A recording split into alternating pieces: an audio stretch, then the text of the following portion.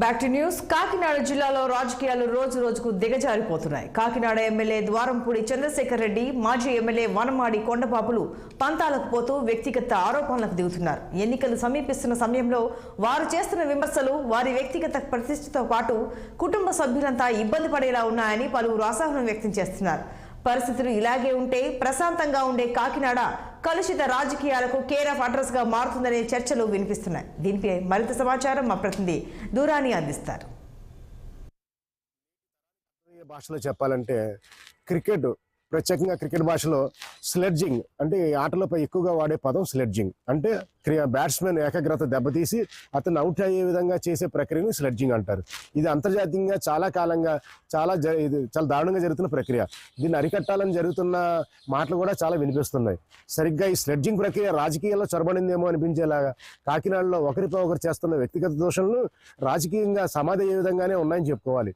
ఎందుకంటే అన్యం పుణ్యం ఎరగని కుటుంబ సభ్యులు కూడా ఈ రాజకీయాల్లో లాగేసి వారిని ఏదో మాట్లాడడం, వారు కూడా ఎంతో మనస్తాపానికి గురయ్యే విధంగా మాట్లాడడం, తల్లిదండ్రులు ఎందుకు కన్నార పిల్లల్ని అనే విధంగా కూడా డైరెక్ట్గా అంటున్నారంటే రాజకీయాలు ఎటువైపు పోతున్నాయో ఒక్కసారి ఆలోచించుకోవాలి. ఎందుకంటే మనిషి ఆకారాలను కానీ విద్యను కానీ రాజకీయాల్లో పట్టించుకోరు. ఎందుకంటే మన దేశ ప్రధానులు కానీ అలాగే మన రాష్ట్రపతులు కూడా అక్షరముక్క లేకపోయినా దేశాన్ని చాలా సుభిక్షంగా సురక్షితంగా పాలించిన సందర్భాలు ఉన్నాయి.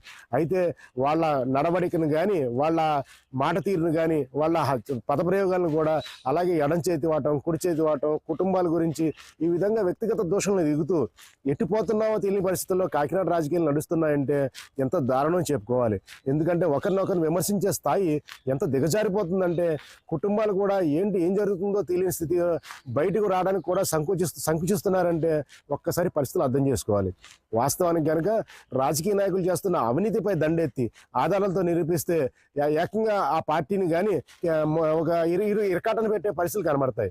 అవేమీ కాకుండా కాకినాడలో వాస్తవం చెప్పాలంటే చాలా తప్పులు రాజకీయ పరంగా చాలా పార్టీలు కానీ నాయకులు కానీ చేస్తూనే ఉన్నారు. అయితే వాటిని వదిలేసి వ్యక్తిగత దోషంలోకి ఎందుకు వెళ్తున్నారు అనిపించే విధంగా ఒకరికొకరు నోరు జారడం కూడా అనకూడదు, నోరు పారేసుకోవడం అని చెప్పాలి. ఇలాగా జరుగుతున్న తీరు మాత్రం కాకినాడ ప్రజల్ని, ఎందుకంటే కాకినాడ చాలా ప్రశాంతంగా ఉంటుంది. అది పెన్షన్ ప్యారడైజ్ కావచ్చు, లేకపోతే ప్రశాంతంగా ఇక్కడ ఓటర్లు తమ పనేదో తమ చేసుకుని పోవడం, ప్రజలు కూడా ఒకరి జోలికి ఒకరు వెళ్ళకపోవడం వంటి ప్రశాంతత వాతావరణం కనిపిస్తుంది. అయితే ఈ మధ్యన తరచుగా రాజకీయ నాయకులు చేసుకున్న పదప్రయోగాలు కానీ కుటుంబాలు రోడ్డును లాగేసుకోవడం వంటి విషయాల పట్ల ప్రజలు మాత్రం చాలా ఆవేదనతోనే ఉన్నారు. ఈ పరిస్థితులు మారాలని ఎవరినైనా వీరి నడుముక కనీసం ఇటువంటి పరిస్థితులు కాకుండా చక్కటి విమర్శలు చేసుకోమనే విధంగా వీరి మధ్యన సయోధ్యాన్ని కాకుండా